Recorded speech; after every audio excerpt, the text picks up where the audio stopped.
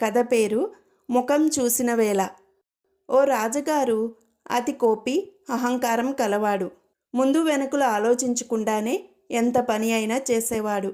ఆయనను చూసి ప్రజలు గడగడా వణికేవారు. ఒకనాటి ఉదయం రాజుగారికి మంగలి గడ్డం చేసేటప్పుడు ప్రమాదవశాత్తు చిన్న ఘాటు పడింది. మరి కాసేపటికల్లా రాజుగారి అశ్వశాల అంటుకున్నది.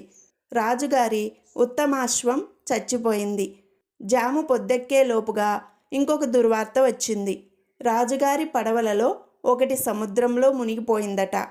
పొద్దున్నే లేచి ఎవరి ముఖం చూశానో కానీ మధ్యాహ్నం కాకముందే నాకు 3 అరిష్టాలు జరిగాయి అనుకున్నాడు రాజు.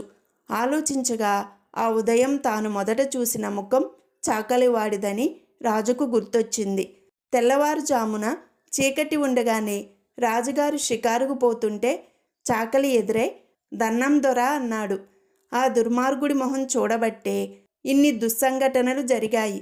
ఆ చాకలిని పట్టుకు తీసుకువచ్చి ఉరి తీయించండి అని రాజుభటులకు ఆజ్ఞాపించాడు. చాకలిని పట్టుకొచ్చి విచారించి కారణం చెప్పి శిక్ష విధించారు. వాణ్ణి ఉరి తీయడం చూడటానికి ఊరంతా పోగైంది.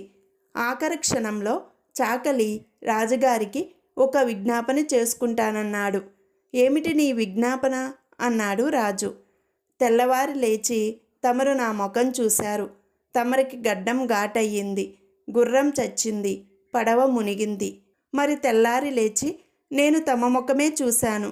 నా గతి చూడండి, నా ప్రాణమే పోతున్నది అన్నాడు చాకలివాడు. రాజుగారికి 10 మందిలోనూ చచ్చే అవమానం అయ్యింది. ఆయన చాకలివాడి శిక్ష రద్దు చేశాడు. అది మొదలు రాజు తొందరపడి ఏ పని చేసేవాడు కాదు.